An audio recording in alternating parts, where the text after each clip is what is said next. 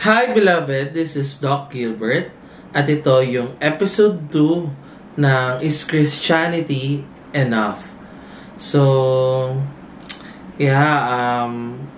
of course, we're gonna invite the Holy Spirit to just flow in and through this episode. I do not have any script in me and to follow through lang, no? Kasi may few na nag-comments din regarding the title pala.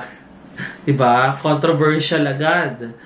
At merong mga nag-comment na Jesus is enough, Christianity is enough.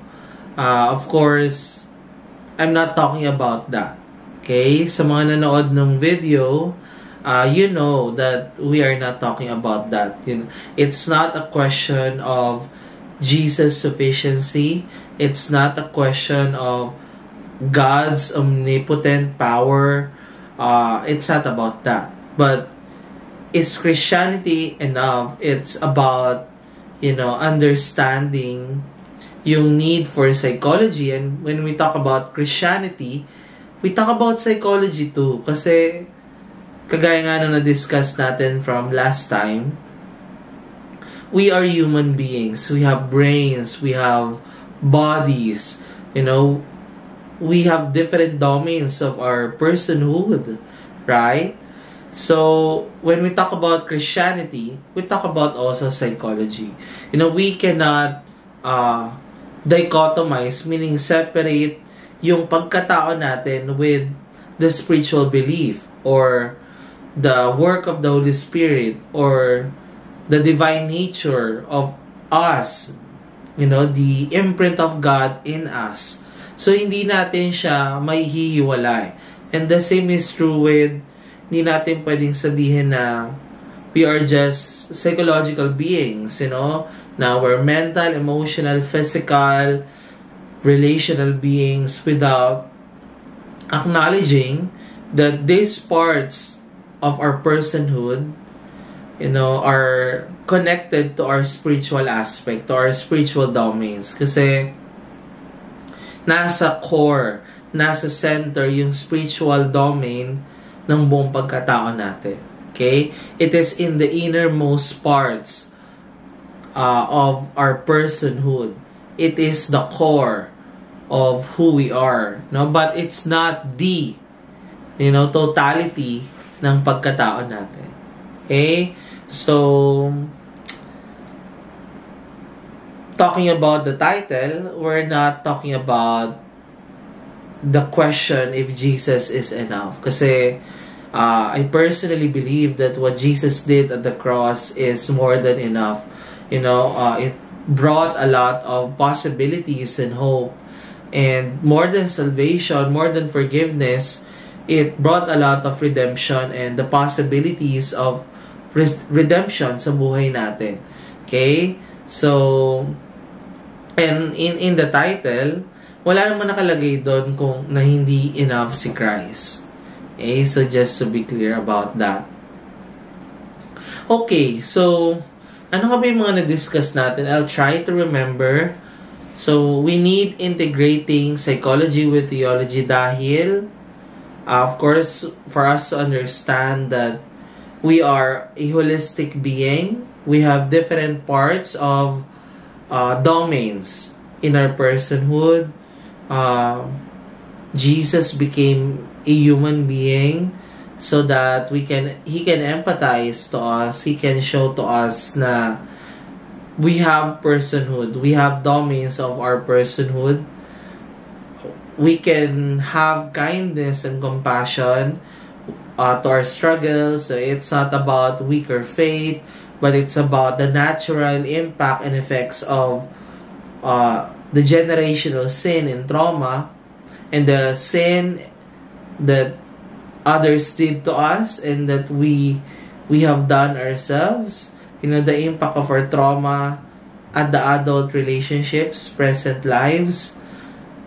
Ano pa? Fourth, we can learn vulnerability, that it's not a weakness, but it's an invitation to grow deeper in our intimacy with God. Okay? So, ano pa ba yung benefits ng integration? Okay?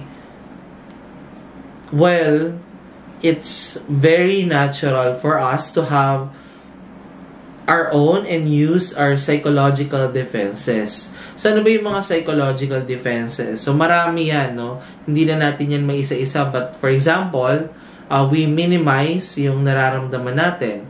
We rationalize or logicalize, or may ganun bang term, no? We give logic and reasons sa pain, hurt, and any negative emotions natin so that hindi natin siya maramdaman. We invalidate ourselves, we shame ourselves, or we reject, we neglect anything that is hurtful to us.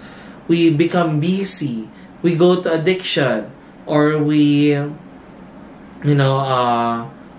idealize and just see the good things rather than admit and acknowledge yung pain. So, there are a lot of psychological defenses, but it's very common among Christian people to use spirituality or spiritual defenses or hyper-spirituality.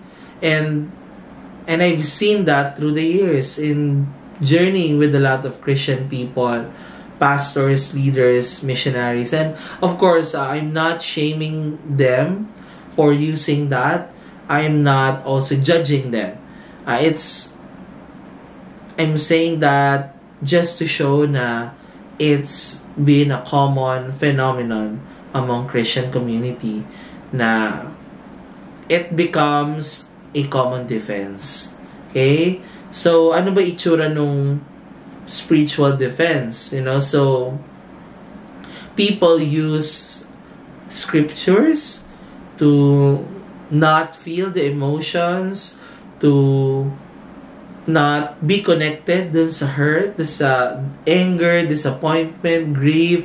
They use scriptures such as about forgiveness. So I've heard a lot of stories among Christians using forgiveness as a way to quick fix or shortcut yung healing process. So forgiveness most of the time among Christians become a band-aid solution.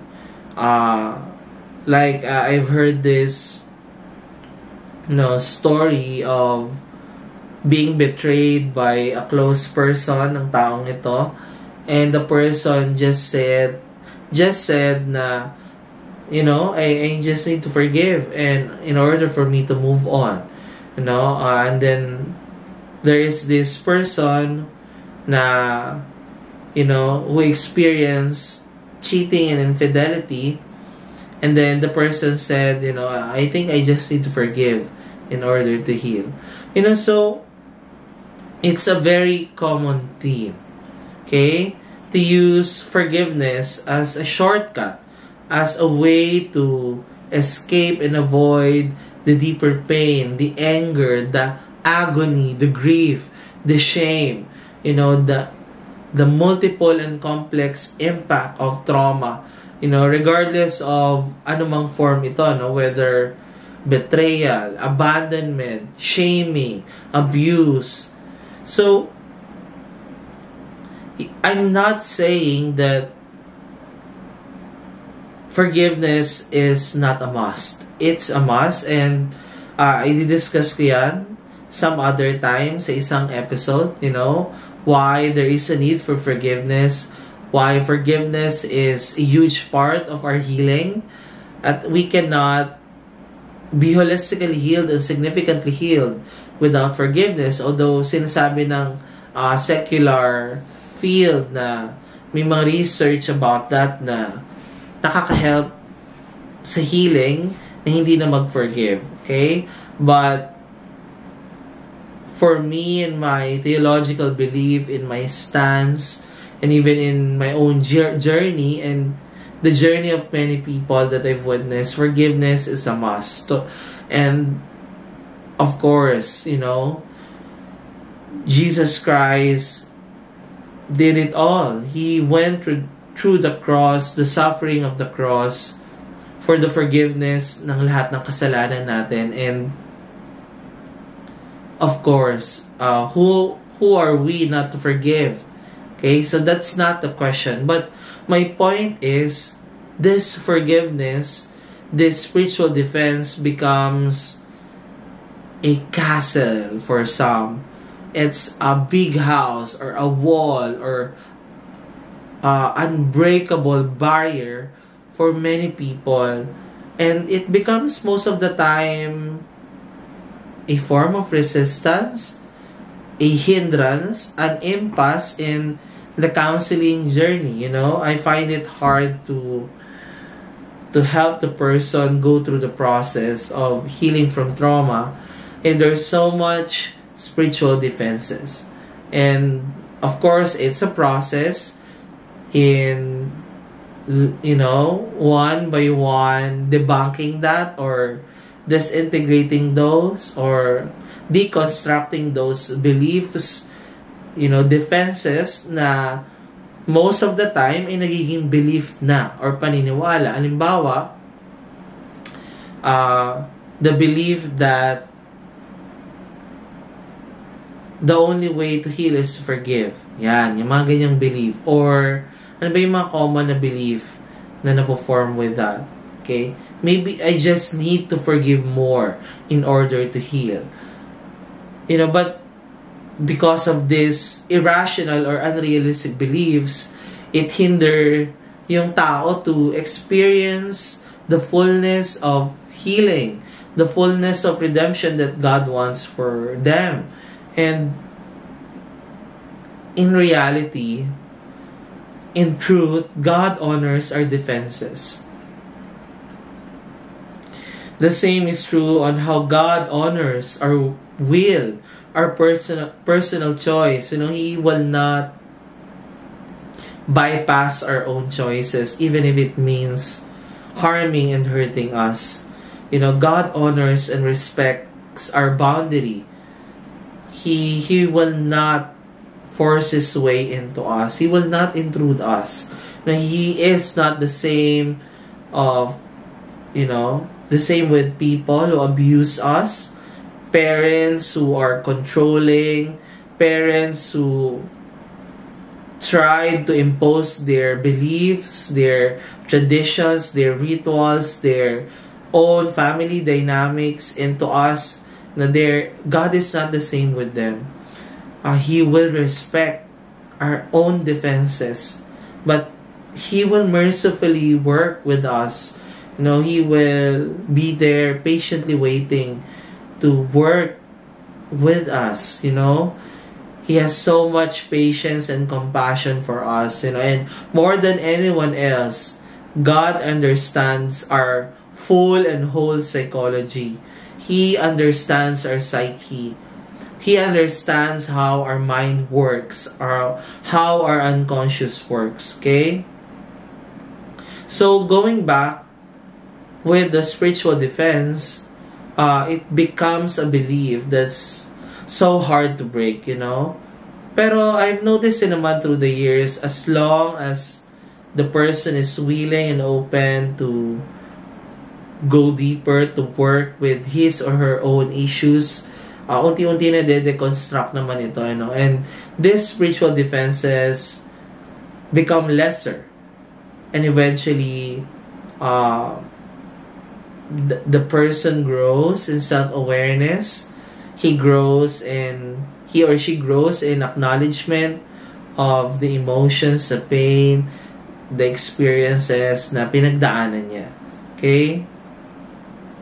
So, these spiritual defenses also hinder a lot of negative emotions. So I commonly hear among Christian communities, and even in counseling and even beyond, na, just praise God, be thankful, have gratitude, or see the work of God, see the redemptive work of God, just honor the victory, focus on the victory, and honestly, it's really frustrating, Why? Because it minimizes the experiences of the person. it also leads a lot of people not to be self-aware, not to be empowered to face their own issues, their negative emotions, to hear these parts of themselves crying for help, needing to be met, wanting to be heard, to be seen, to be loved, to receive empathy, to receive compassion.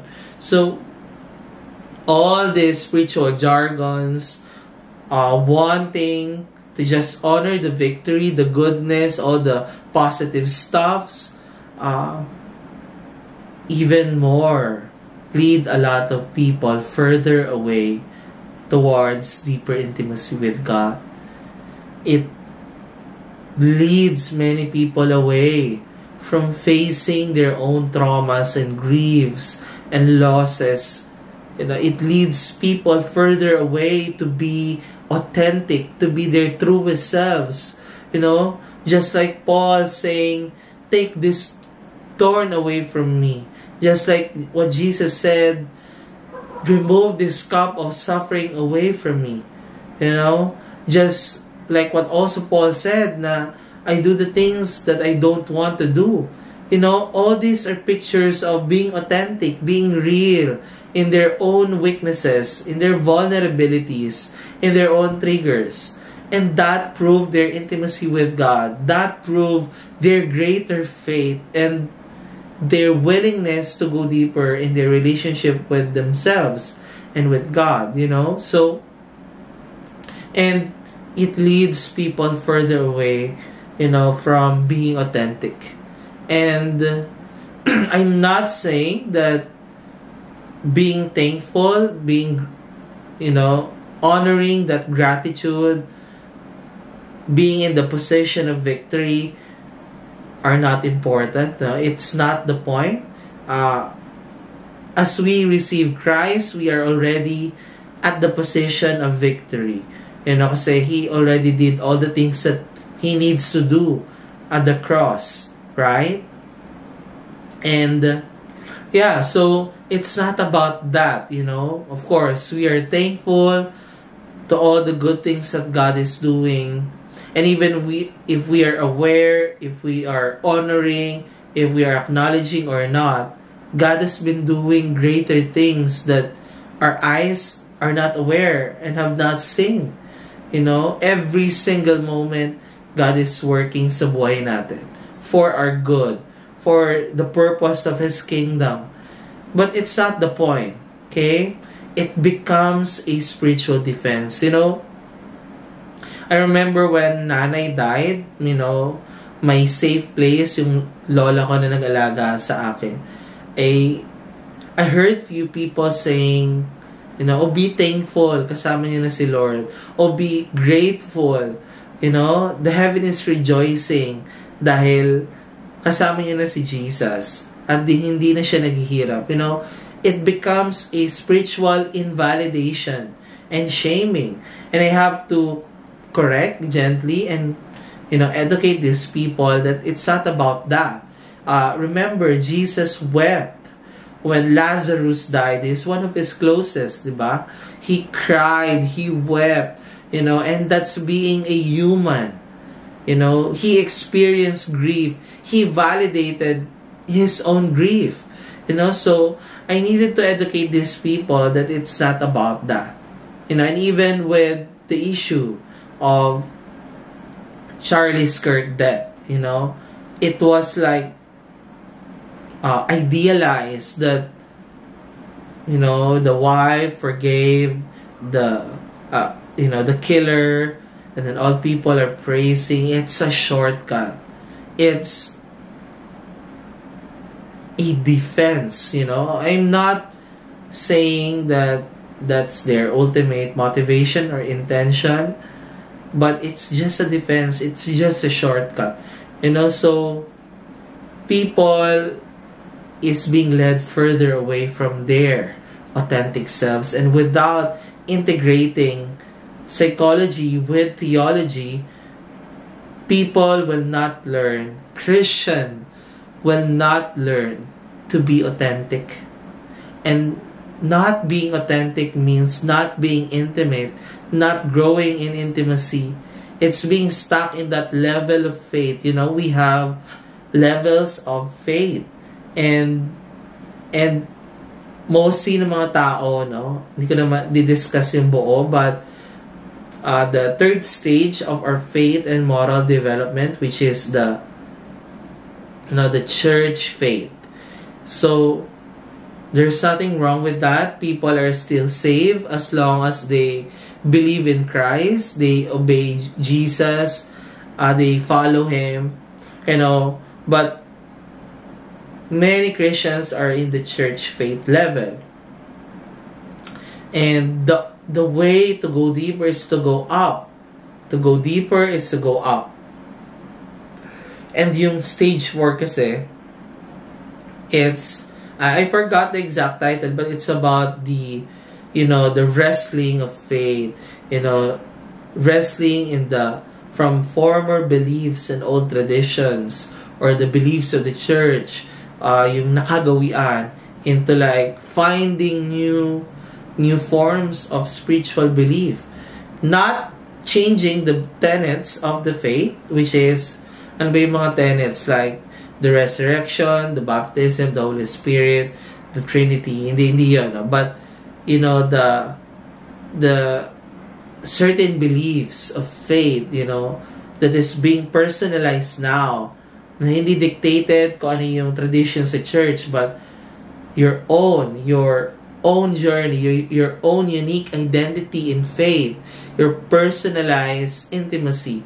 So, in yung stage 4 until makarating yung person sa stage 5, which is the personalized faith. And people who goes through here are only few. Okay? But, ang point ko kung bakit ko sinasabi ito, without the integration of psychology and theology, we would not be able to go deeper and higher in our intimacy with God. Without, which leads to other point, without understanding ourselves, being self-aware, we will not encounter God in a deep level. Of course, God will encounter us where we are, and also it's not to shame people who are not going in deeper levels, but I'm just saying the truth that without understanding ourselves, we will not be able to encounter God in a deeper level. Okay? So, it's always a two-way relationship process. Now, as we know God, we will come to know ourselves. Right? That we're sinful, that our deepest longing, our divine longing is God. We know that God is the only one who can fill our deepest void, our greatest longing for love. We need redemption.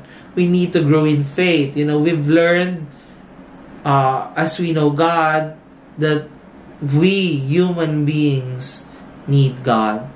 That we need a personal relationship with God. But without knowing ourselves, we cannot know God deeper. We will see God in our own lenses. Okay, so imagine, an eyeglass. So kapag may eyeglass ka na kulay red, suot mo yun, you see the world that is color red. When you have an eyeglass that is black, you see the world the color black, right? If you have an eyeglass na Roy G. Vive, when you wear it, you see the world as Roy G. Vive, right? So, these eyeglasses, when we wear it, we see the world for not what it is, but based on the colors of the eyeglasses, right? The style, the structure, the color, basically. Kasi yun yung in-emphasize ko. And these eyeglasses represent our perceptions, our worldviews, our beliefs, you know, and our perceptions, worldviews, beliefs are built, honed, and molded by our childhood experiences, by our own traumas and griefs and negative emotions that are unresolved, by the cultural and ritual traditions, you know, by peer influences, by experiences and psychological and natural development in every seasons of our lives. You know, these are cumulative mix up of our experiences, and all these unresolved traumas and griefs and pain and family abuses, insecure attachment, family dynamics make up on how we see the world, ultimately on how we see God. Okay? So we get to see God based on our own perceptions. So without self-awareness, without integrating psychology, we will not really see the need for self-awareness.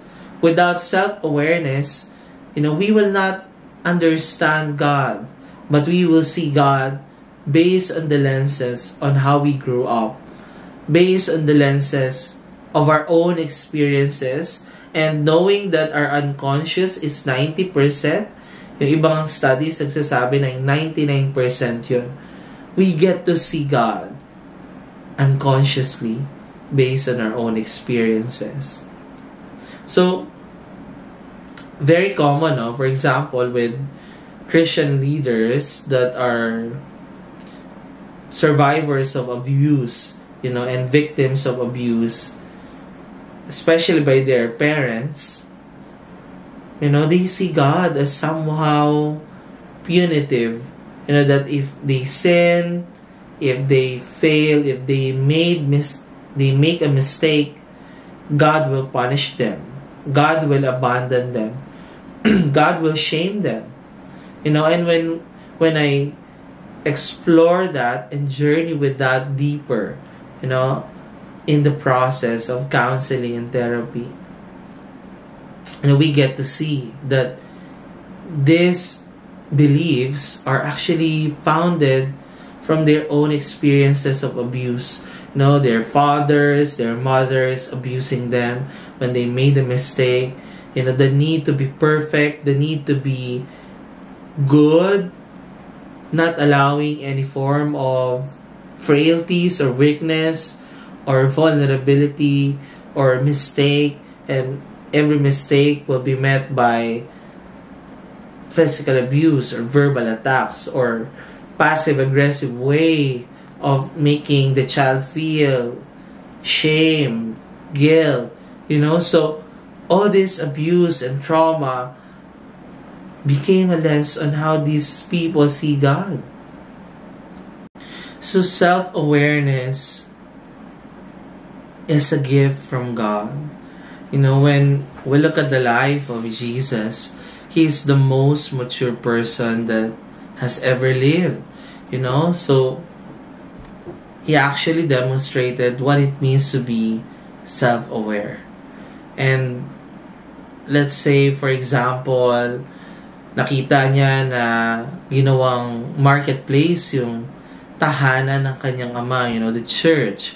And he was so angry that he wept, he overturned the tables. You know, so his emotion is matched with his bodily action and his words and its intensity. You know, so, and how it is integrated shows that he is self-aware. You know, when Lazarus died, you know, going back dun sa previous example ko, you know, he wept. Like he wept when the people around him saw it and concluded how he loved him. You know, talking about Lazarus, you know. And when we look at the Garden of Gethsemane, you know, he was so afraid and fearful and anxious, you know, and The only way is to, plead before God, remove this cup of suffering away from me. And He sweat in blood, and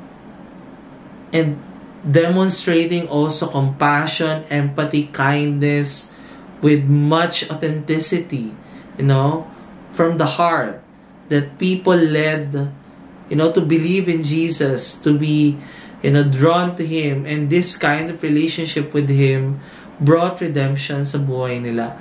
So when we look at Jesus, He is the most self-aware person that has ever lived with perfection. Kasi without sin, di ba? Tayo kasi nagkakasala pa tayo one way or another. But Jesus demonstrated self-awareness. Jesus is so self-aware, even to the point of, not answering the Pharisees, He knows when to answer or not. He knows boundary. Of course, that's boundary. Boundary is a limitation that we put in others, in our relationship, in order to make it healthy, in order to protect us. And Jesus demonstrated boundary too. And yung mga taong nakakapag-set ng boundary has some level of awareness, and here Jesus knew, when to answer and or not. Okay? He also knew that time when to spend time alone with God. He has a self-care. And without self-awareness, he would not be able to do that. Okay? And he is also assertive. Inassert niya si Peter ba yun? Na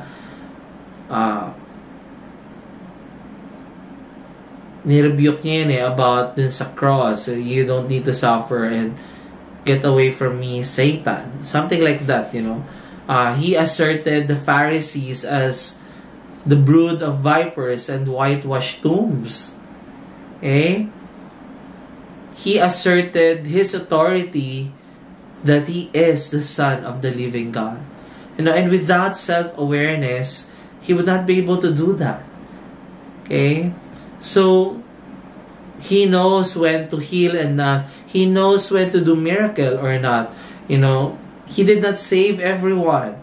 He empowered people to change, to lead, to also do miracles. And without self-awareness, He would not be able to do that. Magiging masokista si Jesus at kukunin niya na lang lahat. Okay? He would not be able to lead people with intelligence and empowerment without self-awareness. So when we look at Jesus, He is our prime model of self-awareness. He is our ultimate and greatest model of what it means to understand ourselves.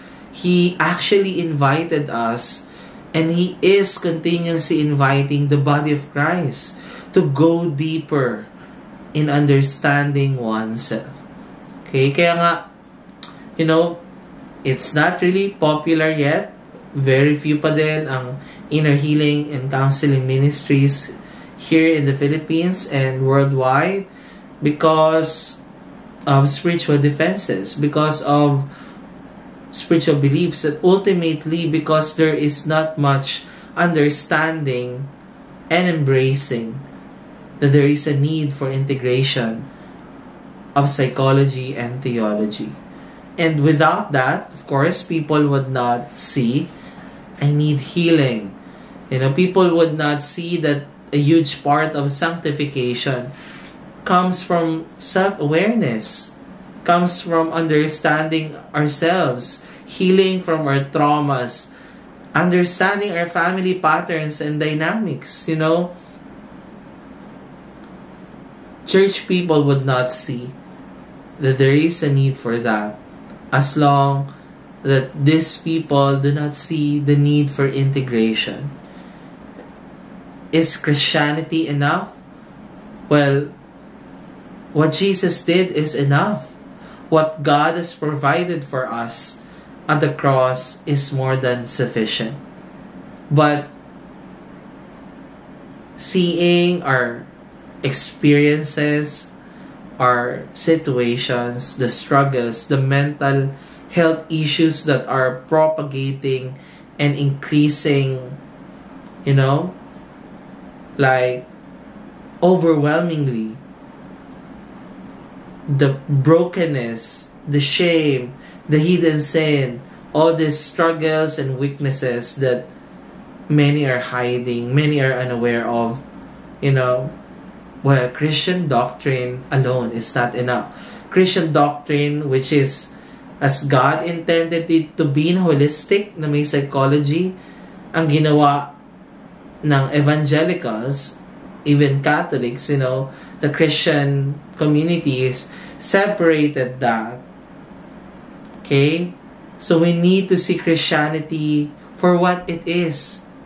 Holistic, whole enough, you know, with theological foundational truths, but also with psychological understanding, psychological insights, because that's what it is really is. You know, that's Christianity. But through the years, it was dichotomized. It was chinap-chap siya, you know, into this. You know, it's all about this. The Bible, the spiritual disciplines, without understanding our humanness, our brain, our body, Jesus' humanness, you know, our whole experience. And when we look at it, our Christianity, it's integration of psychology and theology. That's what it is. It is an integration, you know. So there is a need for integrating psychology again. Not because God created it as different, as unique, as separate from theology, from our Christian beliefs. No. It was unintentionally or intentionally removed and separated and dichotomized by, you know, whoever it may be in Christian community throughout the years. We need to see Christianity for what it is, as whole, as God intended it to be. You know, God desires to encounter us to our deepest depths. Yes, just like what I discussed, that only few people goes deeper, goes into the stage 5 of faith. But, you know, God is so passionate. He's so willing and eager to go deeper with us. He wants to deepen our intimacy with Him. He wants to encounter us to the deepest depths, to the places that we have not gone through. The places of shame, the places of trauma and pain and dynamics that it's hard for us to acknowledge. It's hard for us to face alone. And that's what God's heart is. You know, to father us to the deepest depths of who we are. In our truest and most authentic selves. That is His heart. He wants to grow with us. He wants to bring us to a deeper understanding of ourselves. Thus, bringing deeper intimacy with us. Okay? So there is a need for integration. Okay, so I remember this client who is a Christian leader. We've been working for 4.5 years, and there was this session na I will never forget. Okay, so the person is a complex trauma abuse survivor, and he believed God as punitive, as someone who would abandon him in his sin, in his weakness, in his struggles, you know. And that has been his belief and fear. And it is because he grew up in a very dysfunctional and abusive home, you know. The biological parents abandoned him. The adoptive parents continuously verbally abuse him, physically abuse him for many years. And there was this one session that I'll never forget. No, we've been doing trauma work for quite some time nung time na yon. And then he said, as he understood himself, as he learned that what's happening to him was abuse, and that affected him on how he sees God, he sees himself, the world, his relationship. He said, mahal pala ako ng Diyos. And he cried and cried and cried. And I was teary-eyed that time.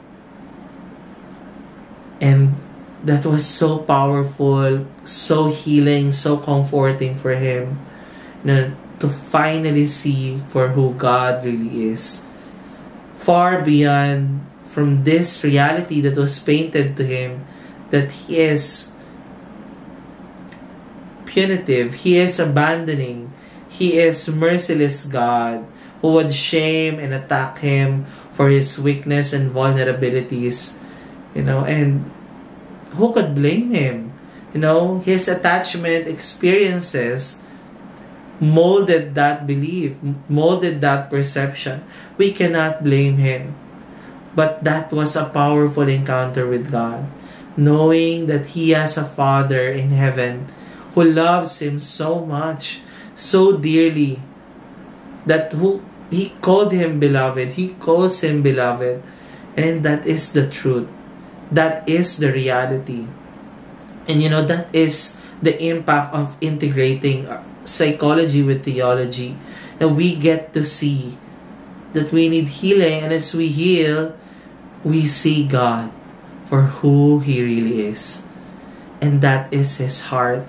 And that's also been my vision and mission through Intimacy Philippines, as one of the trauma counselor and clinical psychologists here in the Philippines. That's been my vision and mission, to bring people to deeper encounter with God, to rally that we need healing in the body of Christ. And people in the church needs healing. They are crying for help, whether they are aware or not. Okay? So next episode, we're gonna discuss about ano naman yung importance ng integrating ang theology, specifically ang Christian theology with psychology. Okay? So yun naman yung pag-uusapan natin next time. Okay?